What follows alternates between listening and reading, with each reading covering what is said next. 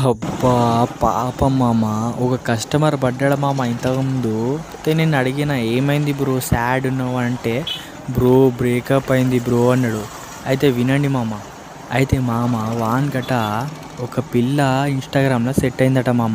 వీడు ఫస్ట్ చిల్లర గాని లెక్క తిరిగేదట. ఏం జాబ్ లేదు, ఏం లేదు. ఇక పిల్ల కోసం సెటిల్ అయిండట మామ. మంచి జాబ్ చేసుకుంటా ఆమెని పెళ్లి చేసుకోవాలని ఒక 7 మంత్స్ నుంచి రిలేషన్‌షిప్ నడుతాందట వీళ్ళది.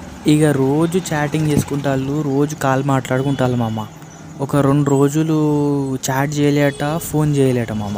వీడు ఫోన్ చేస్తేనేమో స్విచ్ ఆఫ్ అవుతుందట. వేరే ఎవరిదో ఫోన్‌తోని కాల్ చేసి చెప్పిందట, నా ఫోన్ ఖరాబ్ అయింది, ఇది వేరే వాళ్ళది తీసుకుని మాట్లాడతానా, సిమ్ కూడా తీసేసిన నేను అని అన్నదట మామ. ఇక వీడేం చేసిండు, అరే నా పోరిది ఫోన్ ఖరాబ్ అయింది కదా అని 200 కిలోమీటర్ అట మామ ఆ పిల్ల ఊరు. ఆడికి కొత్త ఫోన్ కొనుక్కొని పోయిండట మామ ఇద్దామని. ఇక సర్ప్రైజ్ చేద్దామని పోయిండట మామ. ఇక ఆ ఊరికి పోయి తెలుసుకుంటే మామ పాపం ఆ అమ్మాయి 4 రోజులైందట మామ. ఎవరితో లేచిపోయిందట, ఎవ్వరికి తెలియదట.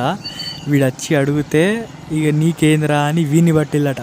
ఇక ఇట్లా స్టోరీ అని వీడు మొత్తం చెప్తే అవునా అని అది పోలీస్ కేసు కూడా నడుతుందట. దాని తర్వాత వేరేతో మనతో పెళ్ళి చేసుకున్నాడట. ఇక రాను అని అన్నదట.